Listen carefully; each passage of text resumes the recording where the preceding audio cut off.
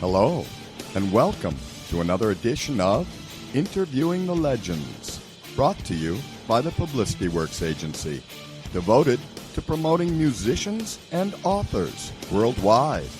Call us today at 941-877-1552 to start your free publicity evaluation. Remember, we shine only when we make you shine. Please welcome the host of Interviewing the Legends, music journalist, author, and entrepreneur, Ray Shasho.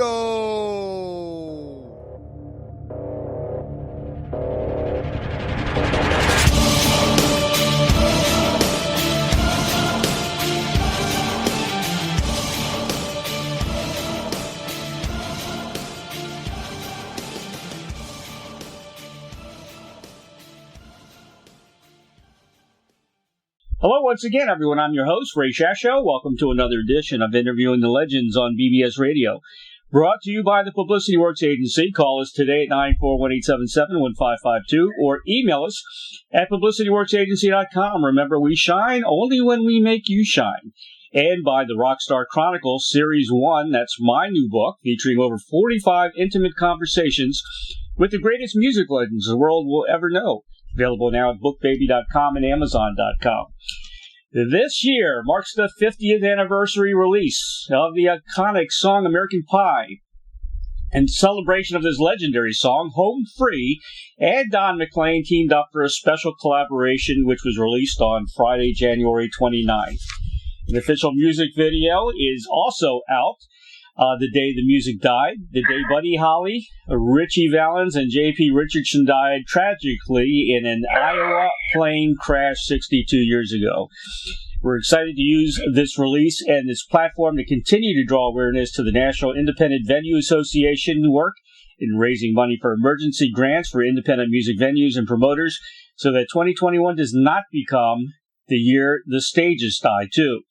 We'll be pushing Home Free fans to donate to NIVA and making sure they're aware that just because the Save Our Stages Act passed, that the work is not done. Don McLean is a Grammy Award honoree, a Songwriter Hall of Fame member, a BBC Lifetime Achievement Award recipient, and of course, the smash hit American Pie resides in the Library of Congress, National Recording Registry, and was named by the Recording Industry of America, a top 5 song of the 20th century. Wow. A New York native, Don McLean is one of the most revered and respected songwriters in American history. After paying his dues in the New York club scene in the late 60s, he went on to score mega hits like Vincent, Castles in the Air, which is my favorite, and many more. His catalog of songs has been recorded by Madonna, Garth Brooks, Josh Groban, Drake, Weird Al Yankovic, and countless others. In 2015, one of McLean's 4 handwritten manuscripts of the lyrics to American Pie was auctioned by Christies, selling for just over $1.2 million. 2019 honored Don with a star on the Las Vegas Walkway of Stars, and his song, And I Love You So, was the theme for Prince Harry and Meghan Markle's wedding. Now, Don signed a recording contract with Time Life to release his catalog of recordings, as well as the highly anticipated new album, Still Playin Favorites, which was released on October 23rd. American Pie will be featured in the Avengers Black Widow and the Tom Hanks movie, Bios, and much more to be announced. You know, when you think things are slowing down, not so for Don McLean. 2021 will mark the 50th anniversary of American Pie with a world tour to follow. Please welcome singer-songwriter, best known for his 1971 hit song American Pie, the American troubadour, Don McLean. Hello, Don. Wow, what an introduction. Thank you very much. You've done a lot, man. I can't believe you're talking about me, but I guess you are. Thanks. Love being on your show, and I'm happy to talk to you about whatever. And just to put the icing on the cake, I found out that the home free version, the video, is #1 on the iTunes video chart, and the original recording of American Pie is #1 on the iTunes sales chart. Congratulations. So how about that? That's incredible. My God, who would have thought that? I love the new version. It sounds great. Yeah, I'm getting a lot of nice, it's great because there'll be another version of the song now that is different from the original, but in the same spirit. And I think they did a terrific job. They have a very good a producer, and they're out of, I think, Minneapolis, Minnesota, this group. It's, there are groups in America that are organic, and there are some that are put together. Like the Monkees were a created group. Right. The Beatles were an organic group. Right. The Beach Boys were a family, an organic group. These guys all come from Minneapolis, I think. Their people are out there, their manager, their producer, and all that.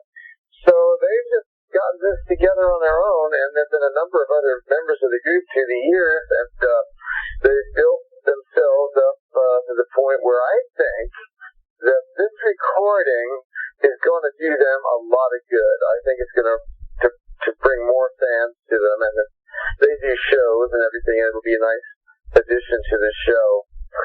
So it's all been a very positive experience for me. I think it's wonderful. I was in junior high school when American Pie came out, and when the song came out, it was like the talk of the school. And, nobody at that time knew what the song was really about, but it was still hugely popular. Well, the song, it's funny, I was thinking, it really defines phenomenon. Right. It was a phenomenon. And I've never had anything like that. I've had other hits. I've had all kinds of record success, but I've never had anything like it. It is a phenomenon, and it still is a phenomenon. And I sit back and look at it and wonder and think, isn't it amazing how my instincts brought me to that place, but so much other forces were involved that I was not in control of. Yeah, I think you're right. That led me to do that. You were talking in a interview that, you wanted to sing a song that was very American, very down to earth, and you didn't want to sing a song like America the Beautiful or anything like that. Correct. Not kind of corny, not corny, but you know what I mean. So this song came up, which was perfect, and it just reminds you of so many things. Well, those songs were done. They weren't corny, but you couldn't really top them. You can't top America the Beautiful. You can't top This Land Is Your Land. Why bother to try? I have something else, but I'm thinking about this, again, I do everything for myself. I don't do this with an eye toward what is a Don McLean song, or what will the audience want to hear. I do not think about that. Right. I do whatever it comes into my mind that turns me on, that I think is a good idea.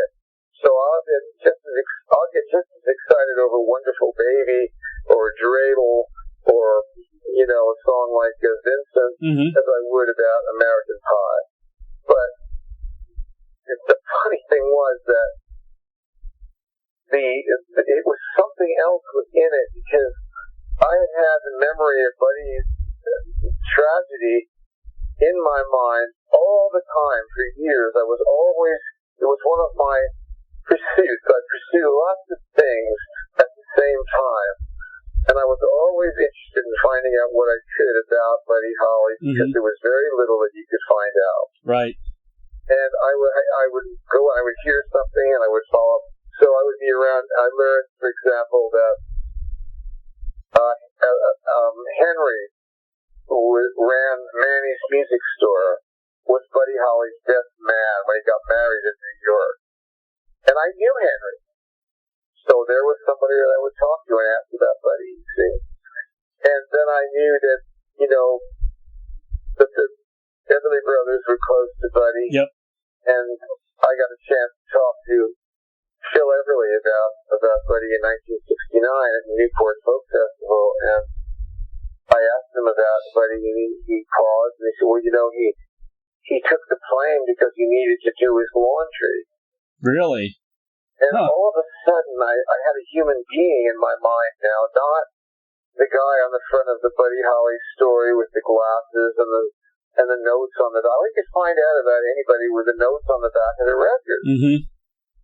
That was it. Yeah. You know, there were no music magazines, there was no MTV, there was no video, there were no biographies on these people because nobody cared about rock and roll singers enough to write a biography. Yeah. You know, they were like a passing thing, like a hula hoop or some kind of candy for kids, you know. They weren't thought of as grown-up music. Right. And they were for teenagers, and that was like a brand new word because of all the kids that came into the world after World War II. When the boys came home, you know, they started knocking out the kids. Yep. And by the 57, 58, we were 12, 13, 14 years old. And this was a huge buying body of people that did not have a lot of money, but there was a whole everything, fashion, music, everything was geared toward this gigantic group of young people called teenagers. And it was all ours. It was all ours. And so when I wrote the song, it was starting to change now. You had the 60s, and the Beatles, of course, and the Stones and the Beach Boys have done such wonderful, beautiful work, you know. I love the way Brian Wilson said the Beach Boys are the sweet with the beat. Yeah. You know, they're very sweet, but they've got that beat. That's right. Know? Yeah. And so I love that combination, and too. So American Pie has a little of that. It's the sweet with the beat, you know. Exactly. And the thing about it is, there were other deaths of Patsy Cline, you know, Eddie Cochran. Yep. And perhaps if I had, or if somebody had written the kind of song I wrote and used Patsy Cline's death, there might be a lot more attention paid to that terrible moment. But because American Pie was the phenomenon it was, it created this religious almost feeling about that horrible event. And I couldn't be happier because it was very personal to me. I was that paper boy, you know, that opened those papers. And that song has me as an observer, really, of all the amazing things that are going on in America, and some of them are ugly things.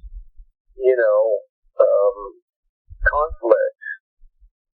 So I don't know what else to say, but I thought about this recently, and the other thing is that Buddy did. I realized that there was a show every day on that horrible tour that he was on, and he had to go on it because he had no money. Right. And he had no money because the money was being kept from him, because they wanted to make him come back out west and go to Clovis and start making records. So he was kind of, you know, frozen off from his money that he was due, and he was desperate and married and with a child on the way, and took this tour, which was 30 shows in 30 days. And I think there's going to be a documentary now. Somebody's done a really in-depth investigation of this tour. And, you know, Dion was on that tour, and there were a lot of people that are around who were on that tour still. And they're going to get way, way into it. And apparently, you know, he flew ahead, but he had to sing that night. Yeah. Yeah. So he didn't get a couple of days off or something. Right. He went to bed in a hotel, was planning on going to bed in a bed, for which he hadn't been in you know, probably 2 weeks, and get his laundry done, the next day started, you know, get a tiny rest, and then get started singing that night. Yeah. So he wasn't going to get any kind of great, you know, break. It's just enough few extra hours to his laundry. You know, it's amazing how many plane crashes there have been with rock stars, you know, since then. Ricky Nelson. Yeah. You know. Yeah. I was singing with the Jordanaires. Yep. At Carnegie Hall in in 1984, I guess Ricky Nelson died in January of '85. Was that when he died? Or? I think so. Yeah, I just talked to Matthew Nelson not long ago. We talked about the plane. He was supposed to be on the plane with his dad, but I found out. Well, the Jordanaires were singing with Ricky Nelson, and they were singing with. I brought them to New York. I think it was our second or third Thanksgiving concert at Carnegie Hall. And we had a food served and everything, and they were at my house. And they were talking about that plane, man. They said there was leaking all over the place, and it was scary, and they didn't like it. Yeah. And they said, but they were going to go on tour with him. And I went off to Australia, and I forget, I guess it was around the end of the year, or the beginning of the following year, on the news, there was the plane had crashed. I said, my God. Neil and Gordon were talking about that damn thing. And I called right up to Gordon Stoker, and he answered the phone. I said, you're supposed to be dead. Man. And he said he couldn't afford us, and we didn't go. Wow. Well, Matthew Nelson tells me there was absolutely no drugs on that airplane, and he wishes people would stop that, rumor or whatever. Because he was really. Well, I just wish they wouldn't worry about stuff like that. It doesn't matter. They always got to find something to say. You know what I mean? Sure, exactly. They're never satisfied unless they can throw some dirt on somebody. Very sad. And they're always looking around, like taking, like recently, my friend Alex Trebek passed away, and he had me singing his last Christmas show there in California, and I got to know this man. And sure enough, the Enquirer has him out putting the garbage out. He doesn't have his toupee on or anything like that. They got to, terrible. Further, disrespect and humiliate someone who's already dying. Yeah. I mean, I wonder what goes on in these people's minds. Anything for money to try to, stir up something. Anything for money. It's, I told people, I said, if I get sick, then don't ever let a camera ever get near. And everybody has a camera now. Anyway, I know. It's not like you got to bring one. You're on your phone. That's one thing I never do, man. I've interviewed so many guys, and I will never say anything about dirt or anything. I'm all about the music.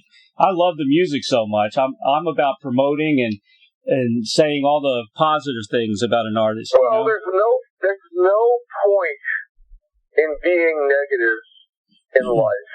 Nope, not at all. I have been a very negative person at time periods in my life, and I learned to realize that it just is a useless way of being. Exactly. And a lot of times it's because you're insecure and, you put people down and because it makes you feel bigger or some dumbass reason. But I've learned a lot in my life. If you don't learn as you go along when you're my age, you kind of wasted a lot of time. Yeah. And I'm a very positive person. I like to support people and tell them that they're terrific even if they aren't, because I want them to get terrific. And you need that push sometimes. Sure. Exactly. Feel that you can do something. I'm with you on that, man. I'm with you. And my wife's very positive, and she keeps me on the straight and narrow. Well, it's very easy to start ragging on things that are around now. The politics is so polarized. There's fascism on both sides. Right. Political correctness is fascist. Yep. And the right wingers flat out fascist. And one thing about our new president, at least he's trying to be. At least things are quiet. Well, that's it. It's quiet. You're right about that. I like it. Yeah, I know. It's about time. Let me have some silence, please. I've had enough of this every day with something, I think we all have. So that's a positive result right there. Exactly. Go back to having some quiet in government. When you have something to say, you say it to us. And the rest of the time, when I was growing up, there was half hour of news at 11 o'clock. Yeah. And that was it. And whatever you got in the local newspaper. We were lucky, though. We had some pretty good journalists back there in Cronkite and all those guys, Oh, that's right. Yeah, we believed in them. We really, we looked up to him, in a way. I know, and now we have, I believe the journalist that interviewed Biden was Cardi B, wasn't it? I don't know. I gave up on journalists today. Starry Night, who has WAP out, right? Yeah. He interviewed Joe Biden. I thought that was very odd. Oh, it's crazy. It would used to, I went to broadcasting school, and it was a very great profession. I was a top 40 guy back in the late 70s, and I grew up listening to top 40 in the 60s, and, wow. it was a wonderful profession back then, and you didn't have that many commercials either. I don't know that many songs that were in the top 40 after my time in the top 40 because I was so busy on the road, I hardly listened to the radio anymore. Yeah, I know. And I have, but I'm amazed. It's so many there are a lot of great songs, I don't know. Yep. But most of what I know is before 1970. Mm-hmm. The 60s stuff I love, the 50s music I love, and going back to the pop music of the 40s and the 30s even, back to Fred Astaire and all that stuff. I know pop music from that era, rock and roll from the 50s, and folk music. Those are my three pretty good areas of songs that I know, and music that I know. Well, you wrote a song dedicated to Fred Astaire, right? Well, it was inspired by him, and then he ended up recording it. How crazy is that? And then Vincent from Vincent Van Gogh. That ever happened. Yeah, that was cool, man. I like that. Well, he hadn't made a record in 20 years. Yeah. And I'm listening to his records all the summer of 1974, maybe. All the time I was into those songs. I'm putting all my eggs in one basket. Mm-hmm. All those beautiful songs that he sang. The Way You Look Tonight. Yep. Oh, what a beautiful song that is. Yeah. And just, I love I love that feeling of the 1930s. And I wrote this song, Wonderful Baby, and I get a call. I went to #1 on the easy listening charts, my version did. And I get a call from Universal. Astaire is going to record your song. Wow. You've got to be kidding me. That's huge. I'm going to go to England. I'm going to meet him. Yeah. But when I flew to England, I met Fred Astaire, and he talked all about Wonderful Baby, and he was in the studio with Crosby to go through there. My God. Oh, my God. You don't get any bigger than those two guys. That's awesome, man. That is really awesome. And, you're right in that category. I sing and I Love You So to my wife every once in a while. That's such a beautiful tune. And, I didn't know you wrote that because, Perry Como made a big hit out of it. And then I said, "What?" I go in so many different directions that really the general public knows me for American Pie and Vincent, but they've never put together all the other songs they hear me do that they don't know it's me doing them or that I wrote that song. It's amazing how many songs you wrote. But that's okay. I don't mind. I like what I do. I realized I could have done things differently if I wanted to be more recognized and have more celebrity, but I don't want to be recognized. I want to be left alone. I want to be able to think and do things and be a normal person. Right. Sure. I agree. I told Tom Rush this. I love Tom Rush. I've had him on the show. I told him there's nothing like a lone singer on stage with an acoustic guitar and a story to tell. I mean, that to me that blows away any rock band. Well, if you got good songs, that's all you need. That's all you need. Yeah. But the storytellers are the best. I had Tom Chapin on, and we talked about his brother Harry, and the storytellers are the best, man. They really are. Well, Pete Seeger put out a record in 1962 called Story Song. Right. And it was a live recording. It had a wonderful photograph on the front where he looked just so complete, just with his banjo singing. It was a beautiful picture. One of my favorite pictures of him. And had all these songs on there, like Monongahela Sal and Way Out There, which is a song by the Sons of the Pioneers, and a song about, oh my God, there were just so many different wonderful ones. And he kind of pioneered that in a way. But, well, Woody Guthrie, of course, all of his songs were about something, Jackhammer John or Roll on Columbia or whatever. Playing Rick at Los Gatos. He was gorgeous theatrical and dramatic music that he made. When you have the music, you don't have to play the guitar all that well. Woody Guthrie was a shitty guitar player, but, he had a great melody he was singing. So he always sing This Land Is Your Land, which is actually a lift from a gospel song, but, he didn't have to go from G to C to D7. He'd stay on the G the whole time. The land is your land, this land is my land, never sounded, but it's the song, it's the melody that's there. I grew up in elementary school. The big thing was singing folk songs, Shoot Fly, Don't Bother Me. I mean, like you said, all kinds of folk songs, man. And that was I think the early rock and roll songs, Elvis Presley sang Love Me Tender. That's a folk song. And his songs are very simple and almost like folk songs. Like you could play them on the guitar with 2 or 3 chords. Yeah, and they're fun. And then Tom Dooley came along. That's a 2-chord song. And the Kingston Trio were very good. They influenced me in a certain way because they blended folk music with popular music. And I like that. They were the first people to do A Very Good Year, which was on an album called Going Places. Bob Shane. That song was written for Bob Shane by the guy that wrote A Very Good Year. And he does this whistling portion in there, and that's the song that Sinatra took. And he orchestrated that whistle. That's Bob Shane whistling. Wow. So if you go back to Going Places, and you'll hear the first version of A Very Good Year by Irvin Drake, who I met when I was inducted into the Songwriter Hall of Fame. There was Irvin. He was 90 years old and vibrant as hell. And he ran over to me and he said, "You recorded my song," because I did A Very Good Year on the Austin City Limits Starry Night television special, and we put it out on a disc, which is out now, actually. I changed the arrangement, and I said, I've always wanted to meet you.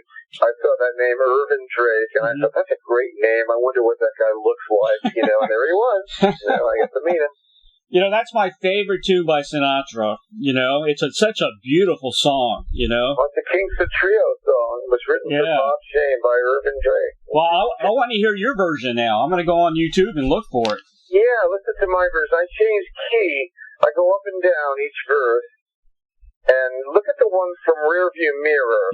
Because that was mixed by Joel Dorn. It's subtle. It's beautiful. A beautiful record. I think I started listening to you way back. Castles in the Air, man. That was a huge tune. I love that song. Well, I remade it in 1980 or so with Larry Butler, and it became a hit record. And Larry Butler knew that. Larry Butler was such a genius, man. I wish I had made like 5 more albums with that guy. Because I don't know, but I'm always going on to something else, and I wish I'd stayed with him for a while. Right. But,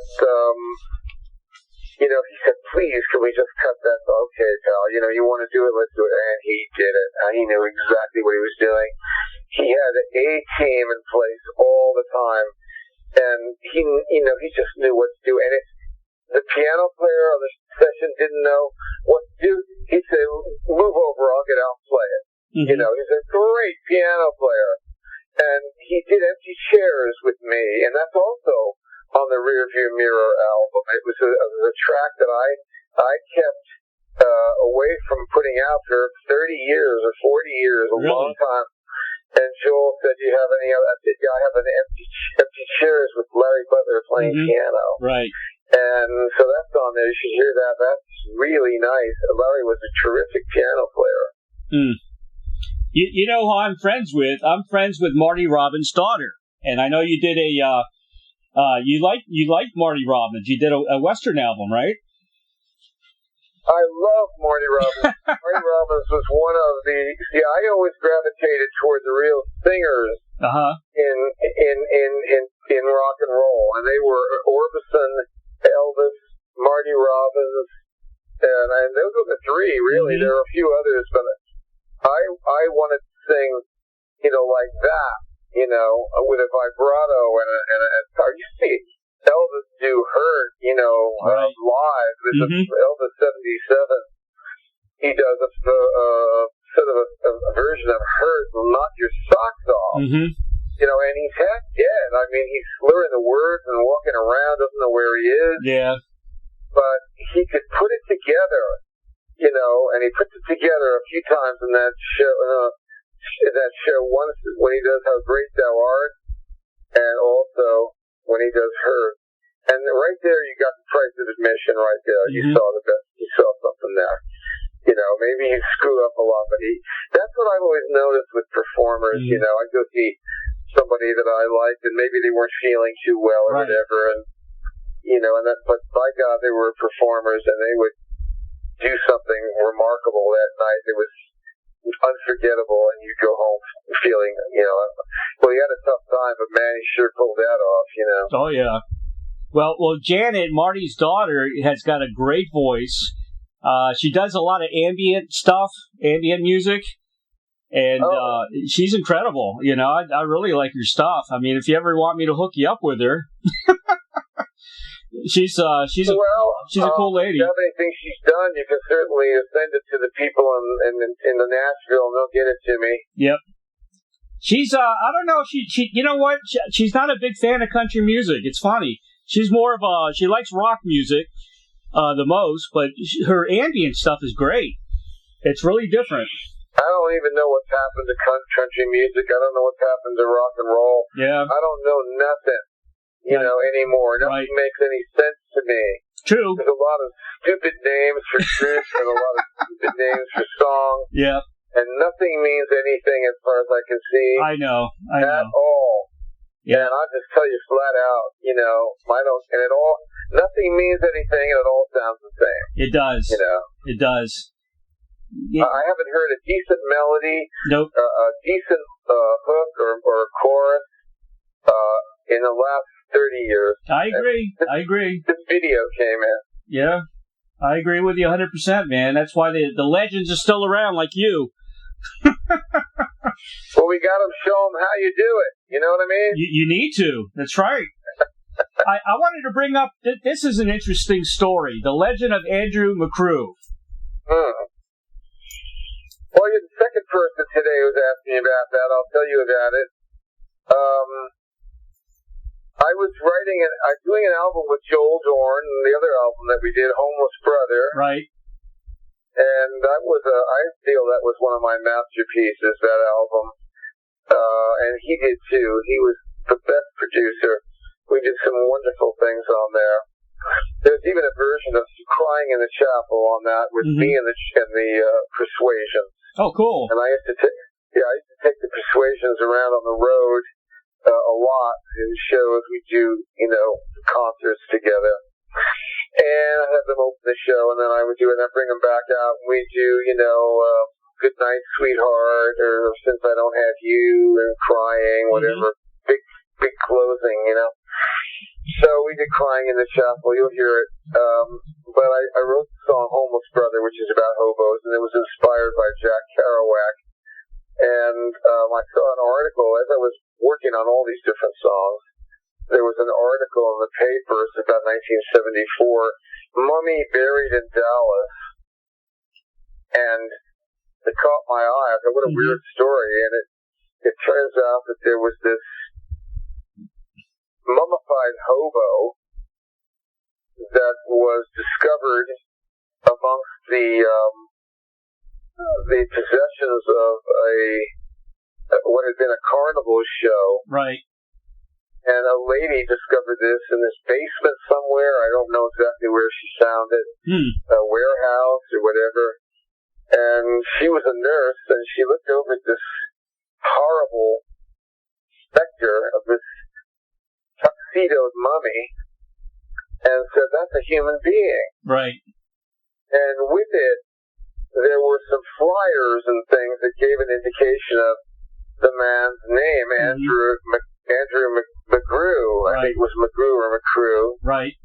And told his story that he fell off a train and lost his leg and died, and nobody claimed the body, and so that was the story. Or maybe she found out the story. I don't know if they told the story with that mummy, but she found out who it was and what the story was, and it was in the newspapers. And then I wrote my song about him because there was something about it that was a good metaphor, really, for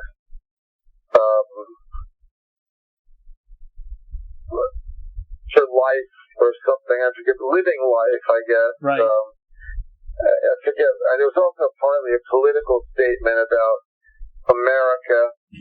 And when the song came out, Andrew Mccrew had already been buried. And there were a lot of newspaper articles written from black newspaper. There were a lot of little local black papers around Dallas that wrote all about this. And I think that's where I may have found out more of the details. I forget all this, really, how it worked exactly. But WGN in Chicago started playing the song all day long, and they wanted to raise money to buy Andrew Mccrew a headstone. Right, right. So they raised this money, and they carved the words of my song on the headstone. Oh, wow. And they buried him in the Lincoln Cemetery in Dallas, which is the best cemetery in Dallas, and there was a lot of press about it. And the last part of the story, which is somewhat interesting, is that I was friends with Lee Hayes, who was a wonderful singer and a really dear friend for many years. He was the bass singer in the Weavers. And a lot of young people would go to his house. He was a lonely old man, and he was funny, and he would, regale us with stories, and you could, have fun with him. He ended up losing both of his legs to diabetes, which was a very hard thing to see for me. And anyway, I was young then, and he was pretty good health in those days. He died in 1980, I guess 6 years later. But I went down there and I told him the whole story about Andrew Mccrew and the fact that I'd written this song, and I think I brought up the album or whatever. And he paused for a moment. He came from Arkansas. I used to always make fun of Arkansas, or Faubus, and stuff like that. And he paused for a moment. He said, "I saw that mummy." Really? Huh. And it really sent a shiver up my spine, because that's the kind of indignity they were still doing in the Deep South when it came to black folks. That's horrible. We'll take a dead black man and make fun of him and bring him, and everybody can have a good chuckle. Horrible. Holy shit. Yeah. I mean, it really God. It just brought it all home. This horrible history and slavery and all the rest. And, so I'm very proud of the song and the story behind it. Not enough attention gets paid to it, I don't think. Well, listen, I've got to go now.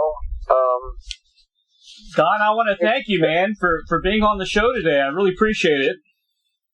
Well, you're a terrific guy. Well, thank you. And I'm glad you're down there in Sarasota and wherever you are in Florida. I think you said Sarasota. Sarasota, yeah, Sarasota. Yeah, I just cannot take the snow anymore. I'm not going to have it. I'm not having it anymore.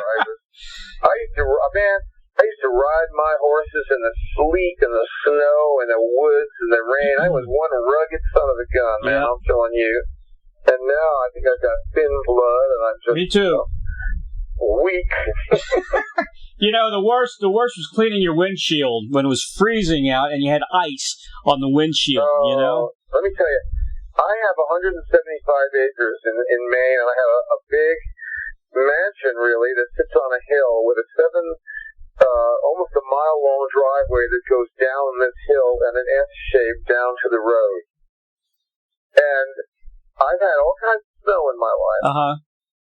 But you haven't lived it's just in Maine, and it's also colder up on the top of this hill than it is when you even get down by the road, 4 or 5 degrees colder. Man. There's a moment when there snows like crazy, and like there's a foot of snow, 2 feet of snow, and then it turns weirdly to some kind of a rain, a long rain, and then it goes down to like 0.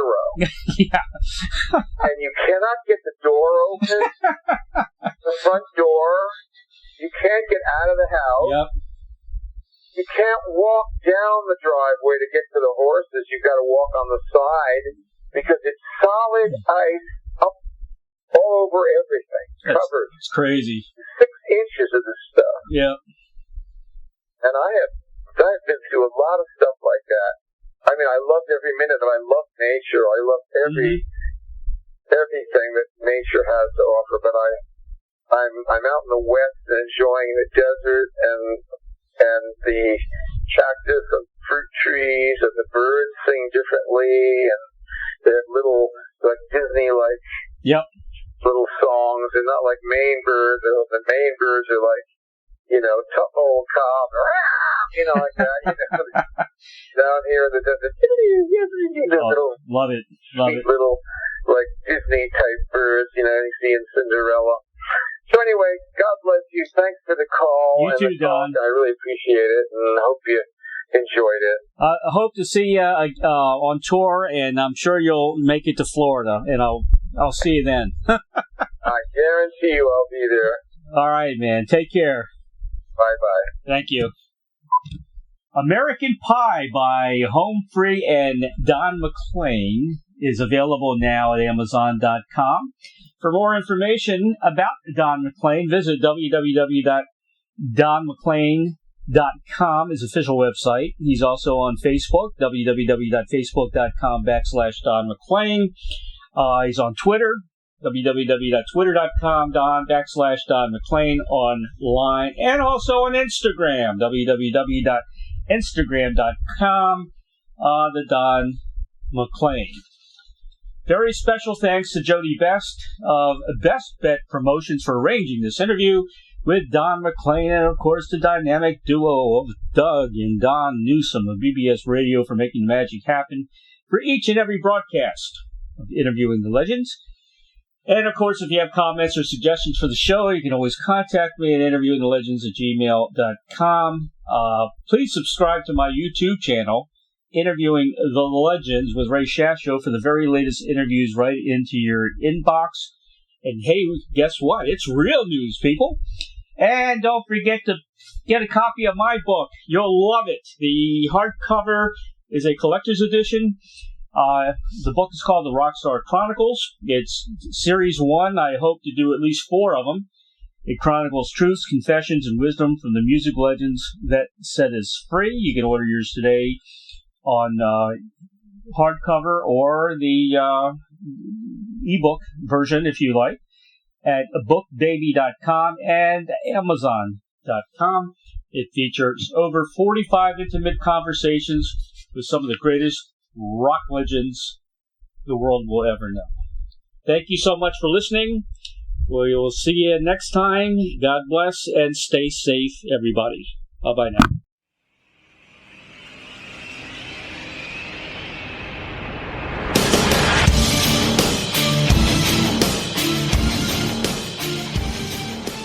Thank you, everybody, for listening to Interviewing the Legends, brought to you by the Publicity Works Agency. Call 941-877-1552 or visit us at publicityworksagency.com, specializing in author and music artist publicity plans. We shine when we make you shine.